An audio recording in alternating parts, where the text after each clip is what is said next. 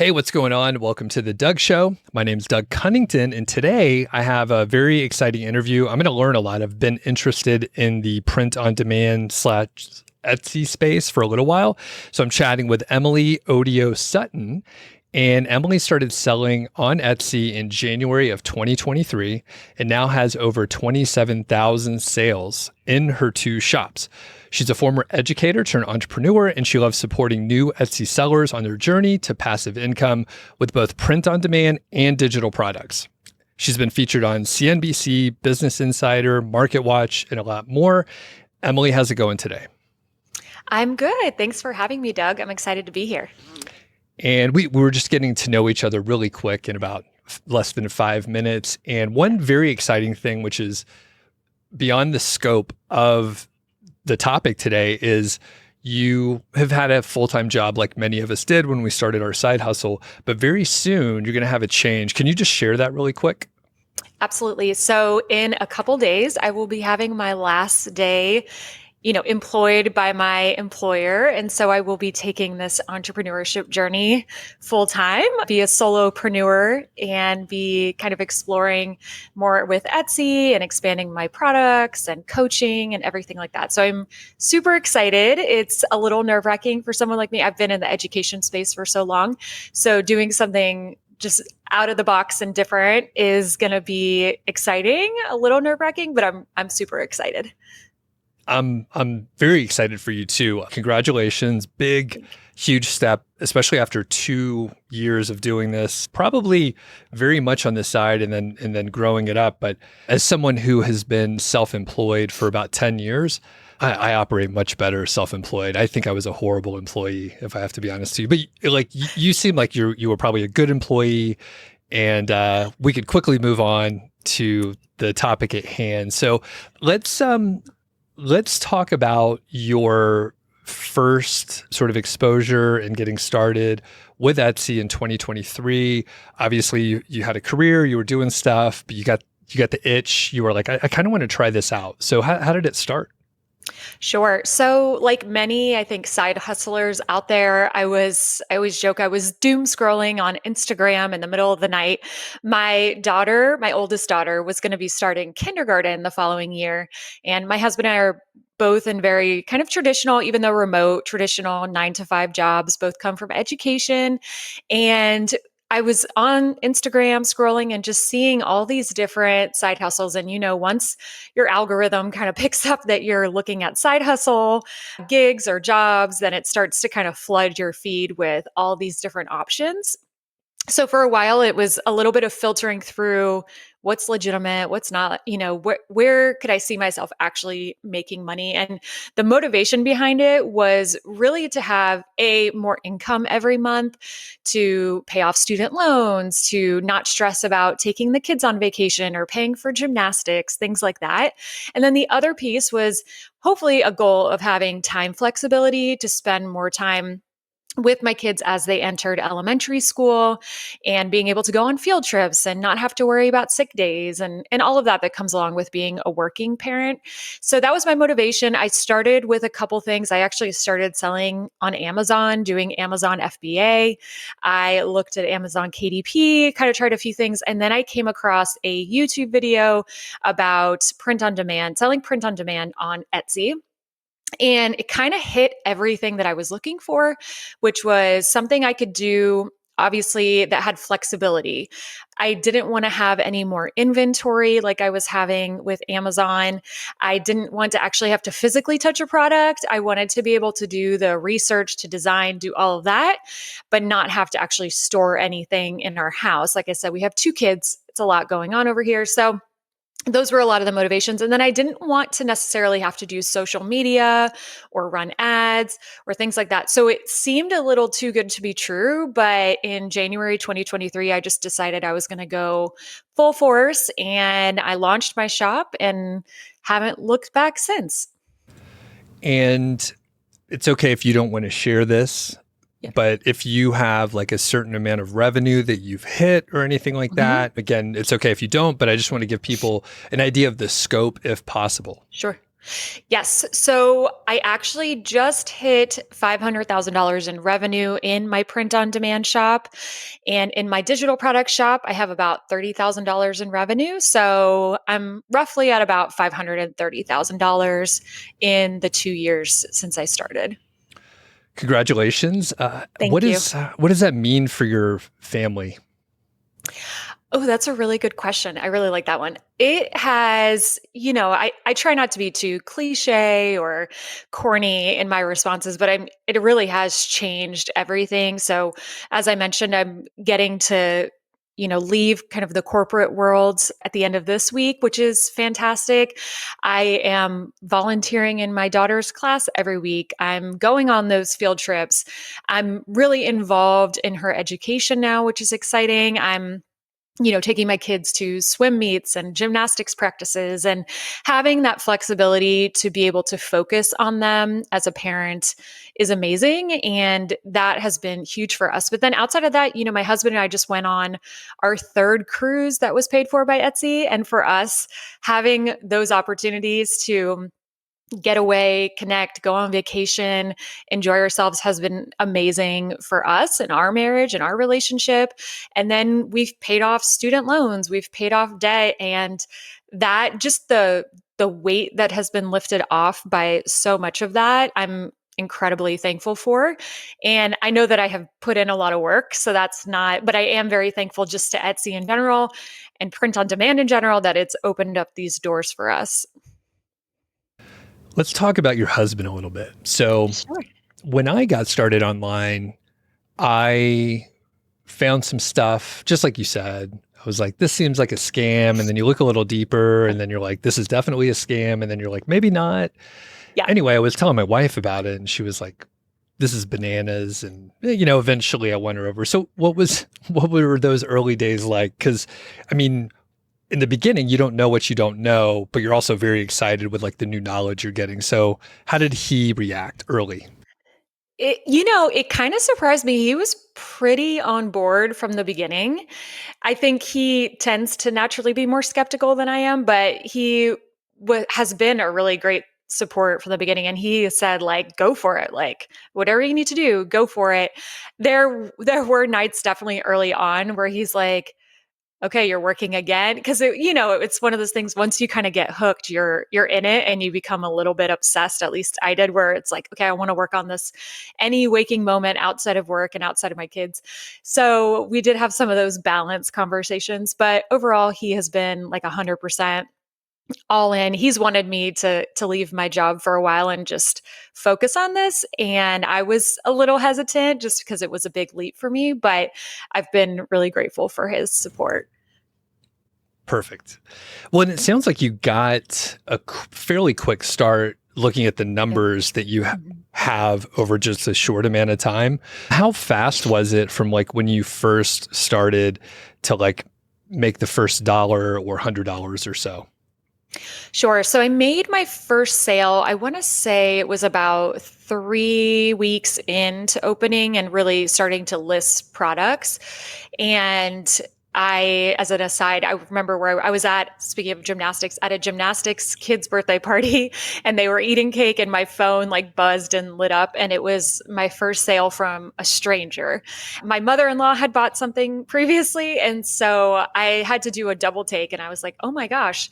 And that was kind of like the proof of concept I needed that, okay, there's actually something here. If I can make one sale, surely I could make 10 sales, I could make 100. So it was about 3 weeks. Then I made that first sale. They kind of here and there trickled in one every few days. And then it was about February. So it was probably almost 2 months in that I had one product that I posted that started to make consistent sales. I had kind of tapped into something that was very trendy at the moment and just happened to be one of the first people to the market with it. And that really was my first bestseller. And things just kind of snowballed from there a couple months in. And after that, was using what I was learning from that successful product and applying it to other products. And then things just kind of continued to grow. Got it. Okay. So we've been a little higher level, but let's dive Yeah. down into the practical kind of stuff. So why print on demand and like why Etsy, that sort of thing? I know you kind of answered it before, but I know there's like probably some key stuff why it is a good place for a lot of people to start. Sure. So for me, I didn't have any background in business. I had zero background in graphic design. I was probably one of the least qualified people to do any sort of business thing. I had been in education, higher education, been working with students, working in college campuses. And when I came across this idea of print on demand on Etsy, I understood pretty quickly that Etsy would drive a lot of the traffic for you. And as I mentioned early on, I had a full-time job. I didn't want to be doing anything where I was posting my face all over social media. I didn't want to have to be spending a ton of upfront capital on product. I didn't want to have to store the product myself. But I think, like I said, the biggest thing was that Etsy was going to help drive traffic for me if I could find these in-demand ideas. And then with the print on demand model, I didn't have to carry any of that physical product that I had been holding when selling on Amazon previously. So it seemed kind of like the best of both worlds. I had become familiar with selling on Amazon. And so I was kind of used to selling on a platform and using the traffic there to be able to drive sales. And so when I saw this, it seemed, like I said earlier, it seemed like kind of the best fit, best of both worlds for all of this. When I had looked at, should I do Shopify? Should I do something else? I didn't want to have to drive my own traffic to my own brand, to my own website. And so with Etsy kind of offering up millions of buyers on a platter for you, it was, I think, a great starting point. And that's why I say it's one of my favorite beginner-friendly platforms, because there's just so much there and you just kind of have to take advantage of it. Okay. So you mentioned that you basically weren't qualified to do this, right? Yes. Yes, totally. 100%. Okay. All right. What, thinking about it, and take a second if you need to, what sort of unfair advantage or skill do you think you have that actually helped you out, even though like on a qualification resume standpoint, it's like, well, you're not a graphic designer, you don't have a background in this. So what unfair advantage do you think you might have had from your professional career or whatever?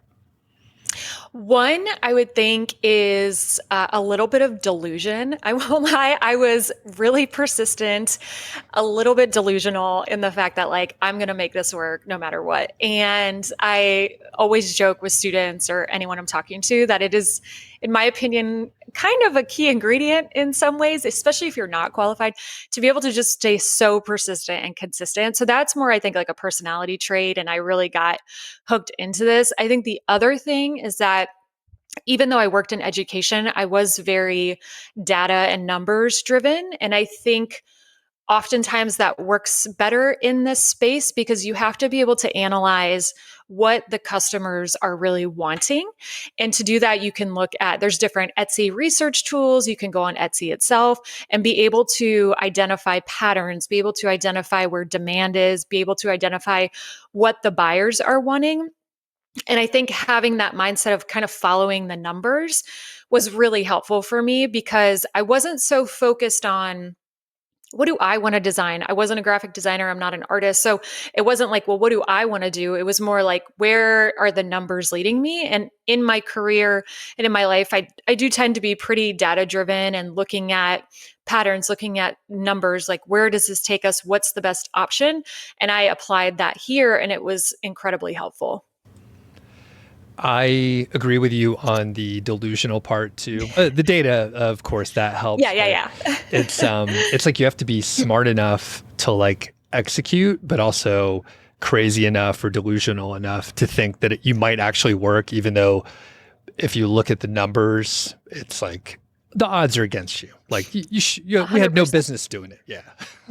Yeah, I agree. And I think that that mindset piece is so important. And like, I know it can be, some people kind of roll their eyes at it, but I think it's such an important piece because it's so easy to give up early on when nothing is happening.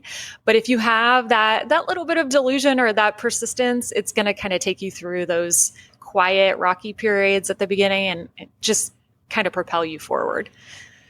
So back to the tactical sort of idea. Yeah. So we've identified print on demand is good, and Etsy is a great platform. There's a built-in marketplace. People are going there to buy stuff. They're not going there for another reason.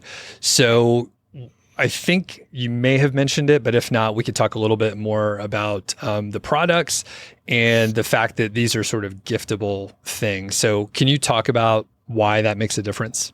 Sure. So when I first started January, February, March 2023, I started like many print on demand sellers focused on t-shirts, sweatshirts. That tends to be, if you watch most of the content out there on YouTube or other places, it tends to be more focused on apparel, which makes a lot of sense. There's a lot of demand for apparel somewhere like Etsy. So I started there because that's what I was learning. And then a few months in, I decided to try some other products.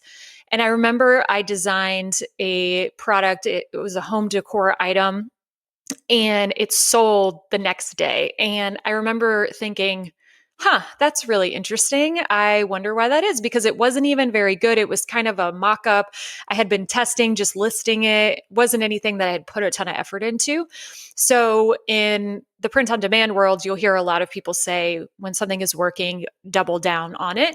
So I kept digging into these home decor products or things that customers were starting to respond to me and saying, oh, my grandmother loved this as a gift.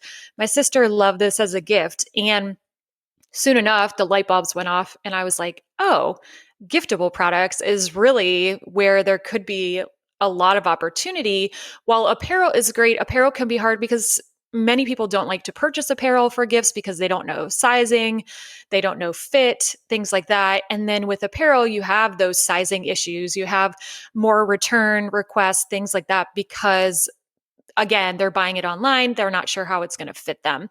So I started moving pretty much entirely in the direction of these giftable products, things like candles, journals, ornaments, mugs, tote bags, things along those lines, that you didn't have those sizing concerns, that you could either personalize or not personalize, but make them really unique to a special occasion or a special customer, make them funny or sentimental. And it would really connect with buyers because they couldn't go run down the street to Target and buy the same thing. And it was something they could ship to someone as a congratulations or a thinking of you, any occasion like that. And so I really just moved full force in that direction. And that's really why now I focus primarily on working with students on this giftable print on demand idea because there's so much opportunity on Etsy for that.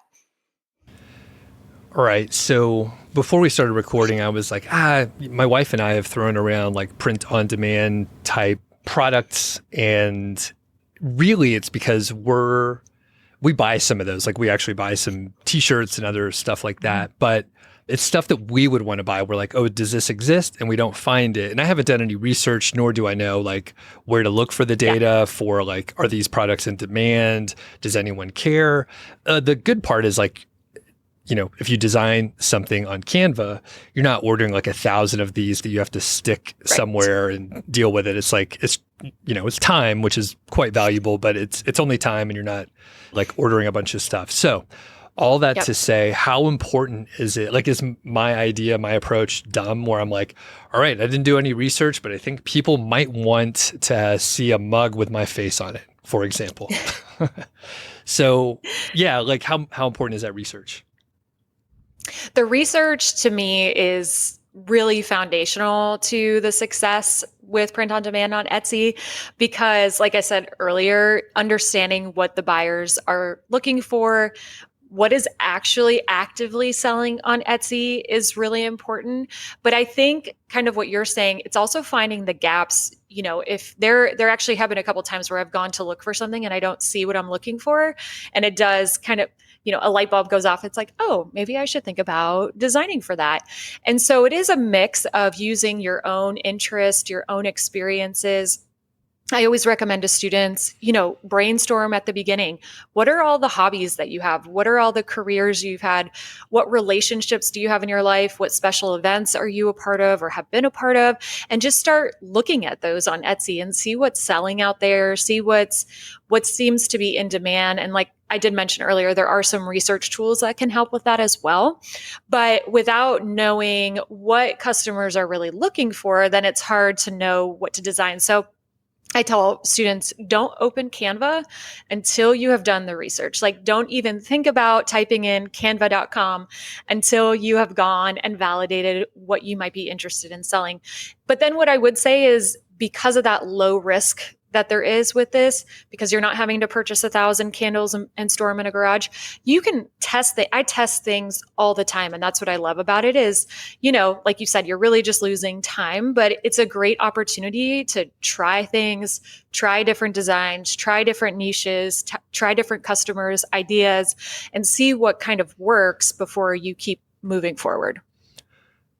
Who actually like prints out these products? Like, where does it come from? And that's the thing. Like, I've not done any research, but I know there's print on demand for other stuff and other shops that I've set up, but I haven't tried it or looked in Etsy. So who does that? Sure. So I use Printify, and Printify is my main print provider.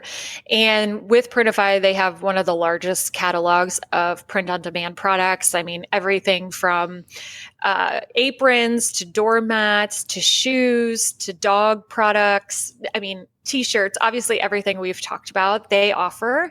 And really how it works is you do that research, figure out what's in demand.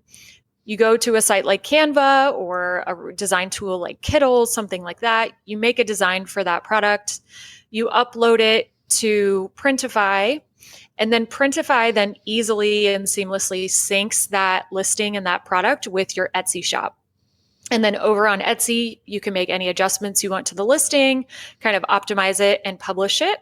When you get an order from Etsy, it then bounces back and syncs back to Printify. And so all your orders are there, and you can do automatic approval or manual approval, but you can go to Printify and Printify and Etsy speak to each other really seamlessly, which makes it incredibly easy.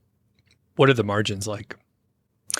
It depends on the product. I typically say mine are roughly 30%, but I have some products that have margins that are 50%. So it just depends. And I'm pretty intentional about making sure that I'm balancing, something like candles might have a little bit lower margin, more in the 30% range. Something like journals has more like 50%, blankets like 50%. So trying to make sure that those are healthy margins there. But typically for most products, you can expect 30 to 50% on those profit margins.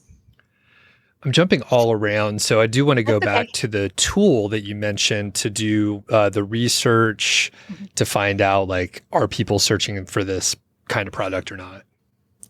Yes. So I use a couple. There's definitely several out there. My favorite research tool right now is called Everbee.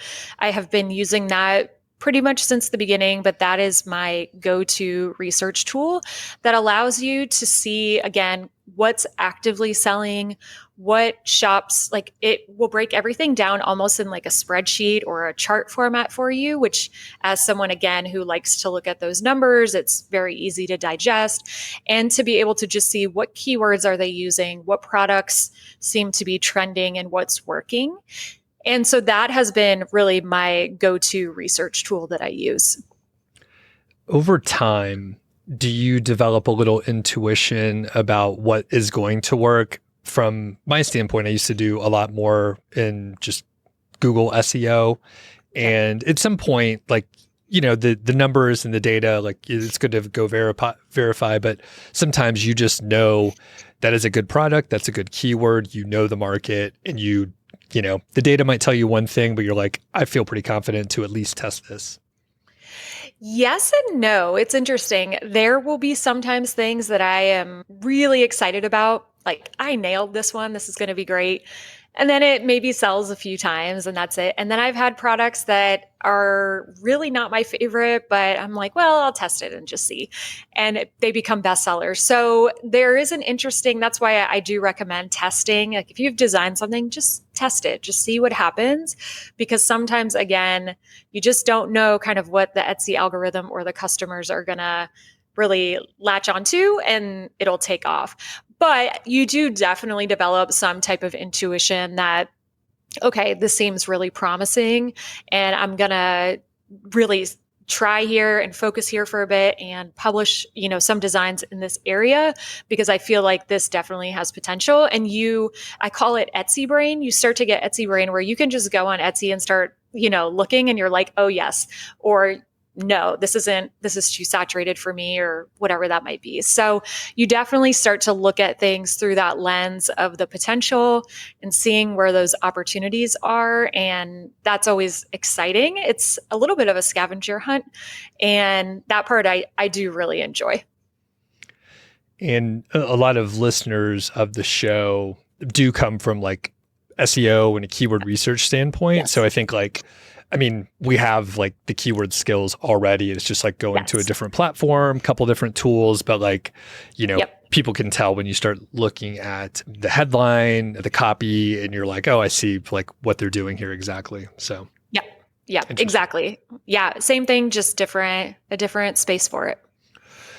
Do you run ads or do any like additional marketing outside of Etsy? So I did not run ads for about the first year or so in my shop. I have more recently this past year been testing them, not at super high numbers, pretty minimal in terms of ad usage. I do not market my shop outside of Etsy at all. So I don't use social media currently. I don't do any email marketing or anything like that. So on the whole, I would say 90 something percent of my sales are organic, which has been great. And that's what we teach students too, is that this is very possible using organic methods, using SEO, using keywords, researching, finding these in-demand products. And I reached my first, I would say almost $200,000 in revenue without ads. So it's definitely possible and feasible. Okay. One issue with easy to start, low overhead side hustles is they're not really defensible. And, it makes sense. If you can get started, earn some money in 3 weeks, someone else can too. And they might be a graphic designer and have keyword research background, and they got a head start on you. So is this defensible? I could use the Everbee tool or something else. I could see shops that are selling a bunch of stuff, and then I could try to copy or emulate or improve actually and do a better job than someone who has maybe an established track record and just do a little bit better job. So is it defensible? I would say even though there's kind of that low entry point to get started, it does require time and it does require that hard work and that effort. It's definitely not an overnight, you're going to make $10,000 next month doing this. So while it is a low entry point in terms of you can very much be a beginner, you can start with under $50, those types of things. I think sometimes what gets lost in the mix, especially on social media and others that are promoting print on demand, is that it does take time. And while I made my first sale in 3 weeks, if I had just stopped there, I would not have really done much else.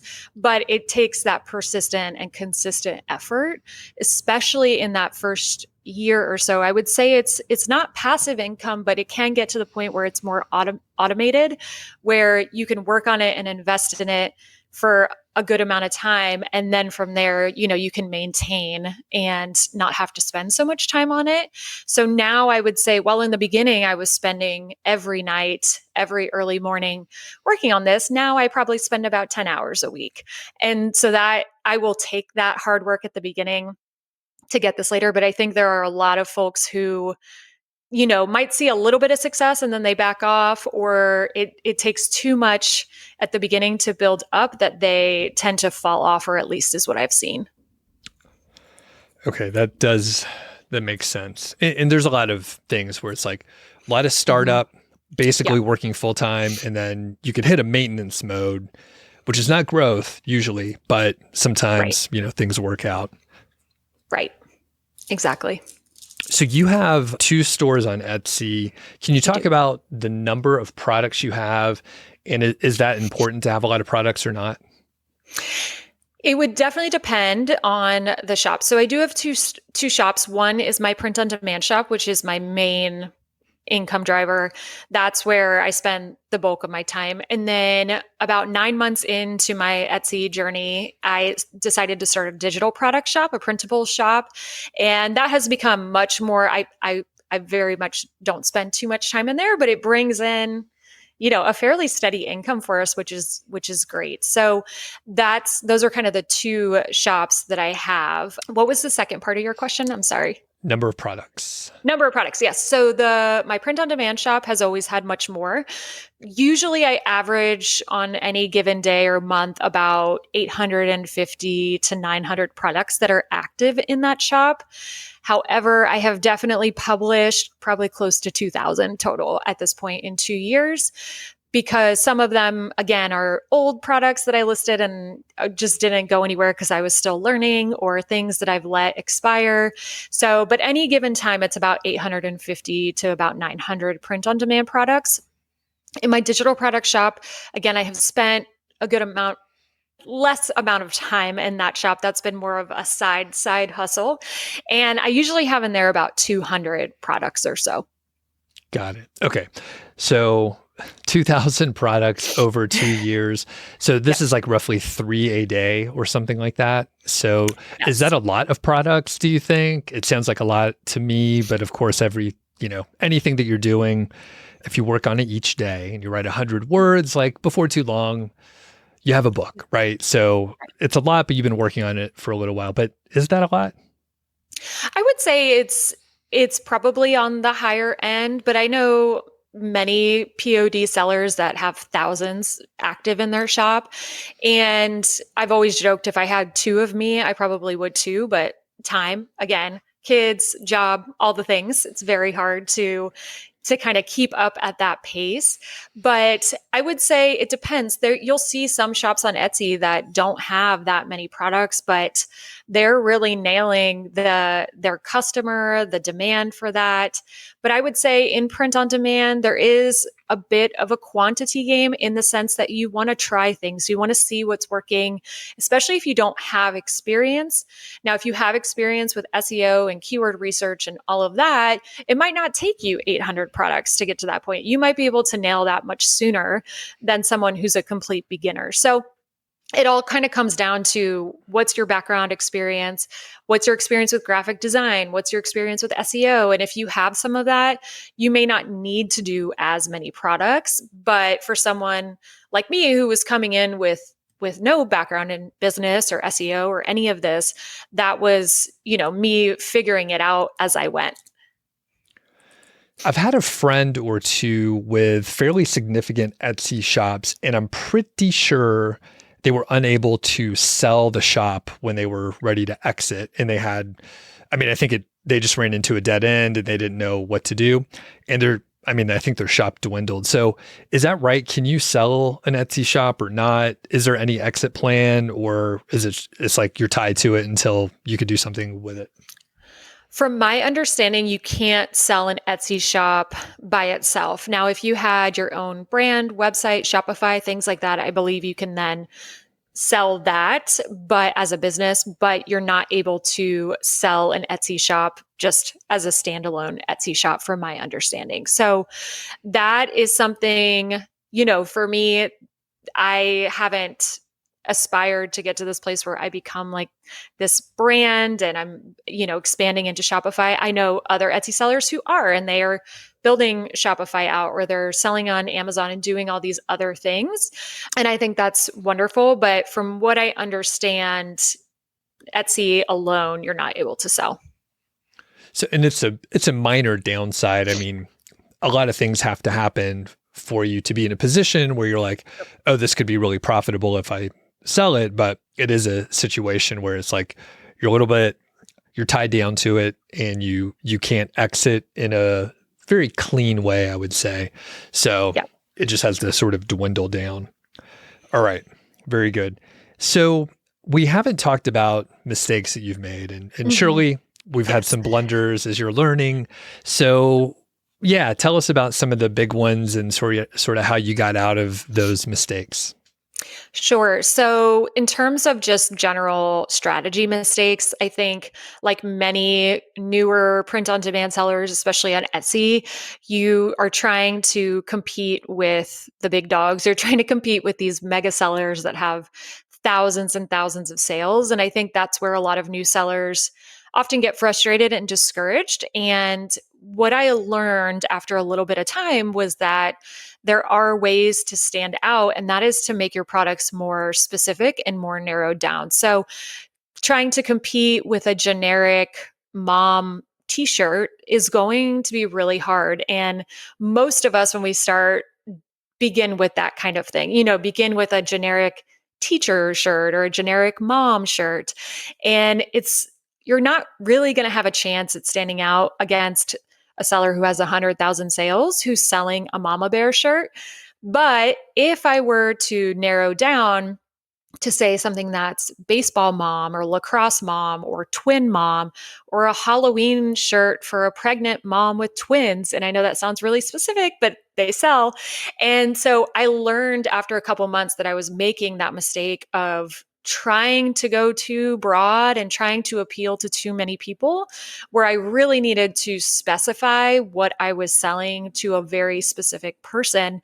And again, when I moved to these giftable products, that became even more obvious because, as I mentioned, people are going to Etsy for something unique. They're going to Etsy for something that they can't find at a big box store. And so being able to provide them with something really different, and it didn't have to be anything really complex, just some words on a design, but it spoke to that person in particular. So that starting too generic was a mistake, I would say. And then I learned again within a couple months, okay, this is not working. So we need to narrow down a little bit. So I would say that would probably be like the first big thing that I learned. And then I would say the second mistake is that I was hesitant for a long time to lean into, I would say, like really establishing a tone for my shop, really establishing something. And my humor and how I deal with things tends to be in our family more sarcastic, more witty, maybe a curse word here or there. And so I started to lean into that more about a year or so into my shop. And again, those products started taking off because there are other people like that out there that maybe they don't want a sentimental grief gift. They want something that's a little bit more direct or a little bit more sarcastic or dry. And there's a lot of those consumers out there. So I started to lean into that again and try, instead of trying to be something that I wasn't, or trying to present something that really wasn't authentic to who I was, but was still in line with the customers. So that I would say is another area where I saw a lot of growth, and I learned to kind of lean in to what I knew, who I was, and how I could provide something different. Very good. Any other mistakes? I would say the third mistake I made was trying to be a graphic designer when I'm not. So early on, again, I was doing apparel, and typically t-shirt designs, depending on who you're selling to, can be a little bit more. There's more graphics, there's more colors. And when I moved to these giftable products, so candles, journals, ornaments, bags, I realized really quickly that I could just do black text on a label or black text or white text on a journal. And as long as that message, those words, resonated with someone, they were going to buy it. So my best-selling product right now has 3 words on it, and that's all it says. And it sells multiple times a day, but it's because what it says really connects with people and makes them feel something. And so I realized don't try to overdo it. Don't try to play your hand too much. Like, you're not a graphic designer. So let's find products that kind of align. And I feel like I'm much better with words and being able to find words that stick with people as opposed to designing a graphic that I don't have experience doing. Okay. And I was going to ask you if you conquered the graphic design stuff and got a little better, or you're just like, you know what, I'm going to just stick to some words and maybe a little clip art or something. Yeah, I don't want to underplay. I do think I have some decent Canva skills. And in my digital product shop, I've been able to really work on those more because with digital products, you do have to add more elements sometimes to them. So I would say, like, I have definitely worked on it. I watched endless amounts of videos, Canva tutorials, like, went through all of it. I have practice and practice and practice. So I definitely have learned a ton, and it's absolutely doable and feasible for someone who doesn't have that background. What I would say I probably brought to the table was, I think I inherited this from my mom, but she has a good eye, just like, does something look good or not? And that's part of this process, is like being able to look at a design and being like, yeah, that looks good, or no, I think that needs to be tweaked. And so that helped me kind of learn through the process of, okay, I need to fix this, or no, this doesn't look good, and just keep learning some of those skills. And over the 2 years, I've definitely come a significantly long way in the graphic design space. Got it. Okay. And let's talk a little bit more about that. So I've used Canva for several years now, and I have the premium version. So you do have access to like better sort of clip art in general. Yep. Are you able to like literally find like good clip art there and use your, you know, your eye for whether something is a thumbs up or a thumbs down, and basically, you know, be able to operate your print on demand design and the digital products all from like a Canva premium without adding any additional kind of graphics? Yes, definitely. You can absolutely run all of this just strictly through Canva. And as I talked about, especially if you're doing some of these products where you can stick to just some simple text or maybe a small graphic, you can absolutely just use Canva Premium and be set up to go. I would say if you are going to be doing more detailed or complex designs or things like that, there are some really great resources out there for additional graphics that can help as well. But on the whole, I run my shops primarily through Canva. I always recommend to everyone to read the Canva policies in terms of making sure that you're following their policies to be able to sell your designs. But generally, it's just you need to combine elements in Canva. So if you have text and you have a graphic, that's great, but you just can't sell one Canva graphic on a t-shirt. So you just have to combine some graphics or add text, things like that, and then you would be good to go. Got it. I was going to say, I remember reading through years ago, and I couldn't remember that is just like the one caveat. So that makes sense too. Yeah. Okay. So we're starting to wrap up here. I do have a couple more questions before we hit the last couple, including I have an idea, and it's not going to be what I might try to do, but I think it'll work. So I'll be curious about your opinion. So people should stick around for that. But you have mentioned students in a course, and can you just talk about that just a little bit? I mean, I think basically with what we talked about today, and people could do research, right? There's a ton of stuff on YouTube and online, but with a course, you get like a lot more. So can you talk about the course a little bit? Sure. I am super, super excited about this course. So a couple months ago, Cody and Julie from Gold City Ventures, who have had the ePrintables course for several years now, and they are leaders in the Etsy digital product space. We worked together and collaborated to launch a course called the Giftlab. And the Giftlab is a print-on-demand course focused on selling these giftable print-on-demand products. So in the course, I walk you through truly step by step everything from researching, as we've talked about a lot today, how to optimize your listings, how to create these simple designs for these giftable print-on-demand products, how to look at your stats, and then just scaling your shop from there and how to double down when things start to work. So we are super excited about this course. And with it, some of the things that I'm most excited about it, we include 5 design templates for the 5 products that we teach you how to sell. And those 5 products are ornaments, candles, journals, tote bags, and mugs. And those 5 products were selected truly based on research. So I dug into research using Everbee to identify what products newer shops on Etsy were having success selling, because we wanted it to be products that newer shops could jump into and actually have a higher chance and higher probability of making sales.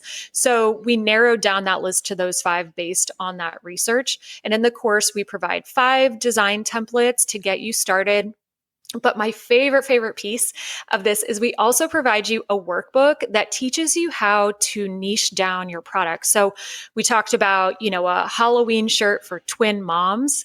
That sounds very specific, but this workbook literally provides you all of the occasions or many occasions that happen year round where someone might be purchasing a gift. It provides you a list of customer types, people, identities, relationships, and the products that we offer. And it gives you a formula to combine those to be able to niche down your products for Etsy specifically. So we're giving you a lot of tools that kind of help walk you through each step, but then also provide you that supplemental help to be able to launch quickly. And we also include things like customer service message templates, and we have a group coaching component as an add-on if that's something someone is interested in. And I'm just really excited about this because in the print on demand space, as I mentioned, many of the YouTube videos and content are more focused on apparel. And so we're really excited to provide this different path that might work for many new sellers. Again, we talk about simple designs, how to connect with your customers. And that's something that we're thrilled about sharing with aspiring print on demand sellers. So you mentioned customer service, and by the way, we'll link up so people can get to it. Yes. I'm an affiliate. I think I'll double check with Cody. I'll just ping him. But we'll get that. Yeah. Yes. So everyone, I'm an affiliate, so I get a commission if you buy it. But have a look, and there's actually an example of like some of the templates so people can actually get a good look at it. But you did mention customer service. And we didn't touch on that at all. Completely slipped my mind, even though my wife has actually tried to send messages to some Etsy sellers in the past. And it's like, when are they going to reply back? So what kind of customer service should somebody expect for the type of products that we're talking about here? Sure. So there is some customer service definitely involved. You're obviously shipping a physical product to someone. So that does sometimes involve some messages. On the whole, throughout the year, I would say 10 months out of the year, the customer service is minimal. And again, I'm selling at a really steady rate at this moment, but I probably get 1 or 2 messages a day. And sometimes that's, hi, I'm really interested. I just got a message before we hopped on. I'm really interested in ordering 20 of these. Can you provide a discount? Or, is there anything you can offer? Or can you customize this? So sometimes it's that. And I tend to lean on the side of always trying to help the customer and customize or personalize things, because that's, I think, important. And again, it helps me as well. So that tends to be one side. I would say the other side of it is mostly to do with shipping, right? So this shipped 5 days ago. It's still not here. Do you know what's going on? And what's really nice about Printify is they have made it super easy to submit questions to them on your orders, and they respond really quickly. And they pretty much handle, if something gets broken in the mail, say it's a mug, it breaks in the mail, I can go on that order in Printify, request a reprint, and they take care of everything for me. So they do make it incredibly easy to be able to manage any of those. But I would say those happen not as often as you might think. It's pretty rare. So I would say on the whole, most of the messages I get are can you customize this for me? I want to order this, or they have a question about it before they order. Or it's something like, hey, do you know where this is? The shipping kind of stalled. Can you help? Or, hey, this broke. Can you please replace it? But those are further in between. In Q4, that definitely increases. In November, December, it's a bit higher, but I would say 10 months out of the year, it's relatively steady and calm. Okay. And I mean, the thing is, people just order a ton of stuff over Yep. November, December. So Yes. it's Yes. worth it. Yep. Okay. So I'm thinking of a few more questions, but we'll certainly end before too long here. But okay. So if someone is like, hey, I'm going to order 20, what kind of Yep. discount do you give them? I usually give them, so I do run fairly regular sales in my shop, and I do price my products accordingly for that. So if I am running a sale, it's generally 15% off. So when someone reaches out, I will offer them 20% off. I do also do my shipping in a way where customers will just pay shipping for the first item. So if they are doing a bulk or a bulk order, it saves them a significant amount when they're only paying shipping on that first item. But I do make sure my pricing kind of factors all of that in so that I'm still making that healthy margin.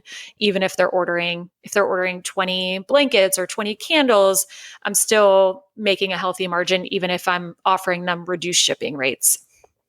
When someone asks for a customization, how much more do you Yep. charge? I actually don't charge anything extra just because, well, I will say my personalized products, I do price a couple dollars higher typically than my non-personalized products. So they do pay that rate that's a couple dollars higher. I will say for some of them, I won't charge. And the reason for that is because I will take that customization, list it as a new product in my shop. And what I have found is that generally, and I have one it's happening this week, someone had asked me to customize a few weeks ago, and now I'm selling them regularly. And if someone reaches out and says to me, hey, I'm really interested in the wording saying this, then I know there's probably some demand out there. Then I take that, I list it, and then I start to make sales on it, which is great. So my idea for a shop is maybe like quotes from, we'll say, a TV show, right? Mm-hmm. So did you watch Seinfeld by chance? My husband did, but me very little. Okay. This is something you're not supposed to do for a podcast or anything where you're like explaining a show, but there's a nice joke in there. And there's a quote, and basically it would be the print on the shirt, and it would say 100% wool with some cotton. So it's kind of funny. If people know the show, it's like you have an instant connection. So are like TV, movie quotes, are those like a reasonable area to go into? Very niche, but also if people know it, then they're like, that is awesome. So I will say you do have to be very, very careful about trademark issues on Etsy. And so that there are a lot of shops that are selling TV show, movie quotes, things like that, song lyrics. But I typically recommend steering away from that just because it can eventually get your shop dinged or shut down if they decide to file for any trademark issues. Now, if it's something that's in the public use, in the public space, then that's different. However, if it's something where Taylor Swift shirts are huge right now on Etsy or have been for years.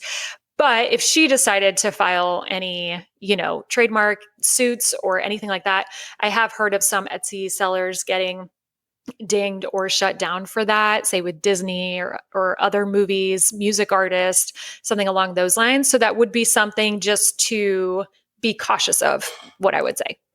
And that's what we arrived at too. Yeah, fair use is a little bit tough. And it's also like, can you own a phrase? And it's like sometimes, but not always. And then, if it's a quote from years ago, so it's tough to say. Right. It is. It's there's a lot of gray there. So I think for some sellers, they're willing to try it. For me, obviously, I haven't. I've kind of just steered away from it. But some people take a risk and see in kind of that gray space. stay away from it. But yeah. yeah. And I was going to say, I know I've seen so many like movie quotes around different times of the year, depending on like, let's say it's like a Halloween related one or something. People will love seasonality and stuff. So interesting. Okay, very good. So I think we went through almost everything that I could think of asking. Is there anything else that I didn't ask you that you think we should cover? Ooh, that's a good question. I feel like we've really hit on everything. I would say, I mean, I really feel like we've kind of hit on everything. I did want to go back to the having an Etsy shop and not being able to necessarily sell it.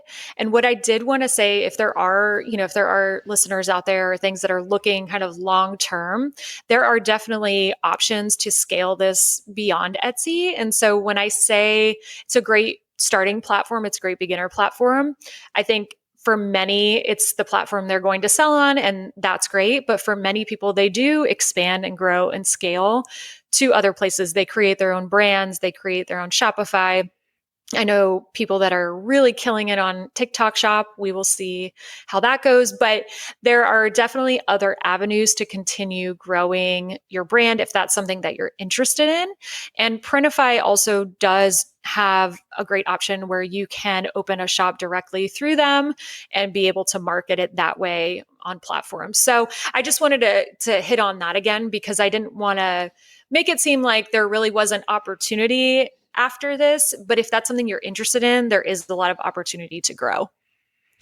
And I think, yeah, that's totally valid. And the thing is, like, if people are at the very beginning and they're thinking, all right, how am I going to sell this in 3 years? Like, they're putting the cart way ahead of the horse here. And it's you got to get going. And if you have that problem, it's a great problem to have, and you could like figure out how to get out of it later. All right. I have one more question if you're able. We're a tad over time. Do you have a minute? Yeah, I'm good. So I've been working online for like over 10 years. And before we started, I told you I'm quite lazy now. It's hard to get me to do anything. I love these interviews and stuff. But when I'm looking back, and as I'm, as I have more experience, I've failed way more times than I was successful. You only need one or two things to work, and then that's pretty much fine. But I'm looking back and I'm thinking and hearing people smarter than me, like, a lot of people don't account for luck as much as they should. And when I look back, I'm like, I think I got incredibly lucky, probably a couple times. And, with the spirit of looking at it that way, you're more on the early part of your journey. You're about to leave your full-time corporate gig and do the entrepreneurship thing, which is awesome. But I'm curious, do you think you got a little bit lucky? And what are your thoughts on that? Yeah, that's actually a really great question. I would say I have two answers to this. So with my Etsy shops in particular, I really don't know that luck played too much. Now, whatever you think about the Etsy algorithm or this or that, who knows? We don't really know what's going on. But I would say I spent a lot of time at the beginning really focused and working hard on this. But where I would say that luck and things like that played in my favor, for example, getting the opportunity to connect with Julie and Cody from Gold City Ventures, that to me kind of felt like a, luck just kind of, or it fell into my lap. And that was something that I'm very grateful for. And that's obviously shaped how many students now that I'm helping to coach and the course that we've launched and things like that. In terms of Etsy, I really, I think it all came down to the data and really that persistence. And so I would say maybe things outside of my Etsy shop have shown up that I would never have expected. But in terms of my Etsy shops themselves, I think those have just fully relied on good old fashioned hard work. And as we mentioned, a little bit of that delusion. But yeah, so that's kind of how I would think about that. But that's a really great question. All right. There's a good answer. Thanks for going through everything and sticking around a little longer. So we'll link up to everything. We have the Giftlab that people could check out the course. I think that's just open. People could go check it out and get more information. Where else can people find you, Emily? Sure. So I'm on Instagram at ecom Emily, and that's ecom with 2 M's. So I post there weekly with tips, ideas, strategies, all things Etsy print on demand. Really excited to be there. And then I also have my own website, ecomemily.com as well. So you can find me there. And then I did just want to plug, we also, if you're not quite sure if this is something you might be interested in, we do have a free workshop as well. So if you want to learn more, we have that. It's called Gifting Gold. And that could be something to check out if you're interested in kind of learning a little bit more before you know if this is something you might want to explore.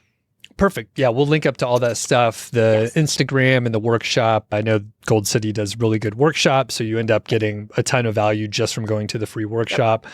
And yeah, I'll be interested to catch up in a few months, see how everything's going. So thanks again. Thank you.